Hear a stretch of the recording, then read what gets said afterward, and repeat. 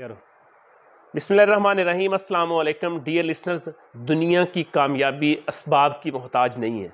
अल्लाह ताला को आपकी एफर्ट और कोशिश चाहिए। अगर आपकी कोशिश के अंदर खलूस है, अगर आपकी नीयत साफ़ है, तो अल्लाह ताला आपकी कोशिश को रंग लाएगा।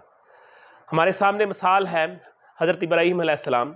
हज़रत इब्राहीम अलैहिस्सलाम डेज़र्ट के अंदर, वीराने के अंदर, अल्लाह का हुक्म होता है कि अल्लाह ताला कहता है कि मेरा घर इधर तामीर करो, खाना काबा की तामीर करो। तो हज़रत इब्राहीम अलैहिस्सलाम अल्लाह ताला के हुक्म की तकमील करते हैं और वहाँ खाना काबा की तामीर करते हैं। तो हो सकता है उस वक़्त उनके ब्रेन में भी ये बात आई हो कि इस जंगल में अल्लाह ताला के घर को कौन देखने आएगा, इसका तवाफ़ कौन करने आएगा।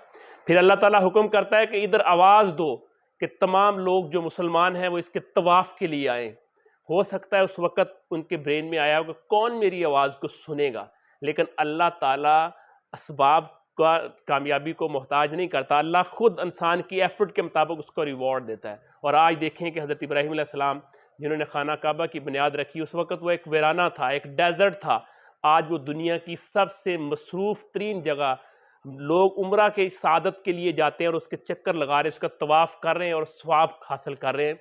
और हज के मौका के ऊपर 25 लाख से ज़ायद हुज्जाज कराम पूरी दुनिया से उसी पास में जो एक जगह वीरान थी, एक डेज़र्ट थी और अल्लाह का घर वहाँ पे बना, 25 लाख से ज़्यादा लोग वहाँ पे जाके अल्लाह के घर की ज़ियारत कर रहे हैं, उसका तवाफ़ कर रहे हैं और अपने दर्जात बुलंद कर रहे हैं।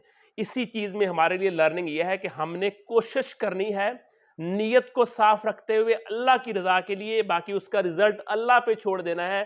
अल्लाह की तरफ से जो रिज़ल्ट हमें मिलेगा वो आपकी सोच से भी बड़ा रिज़ल्ट होगा। Thank you.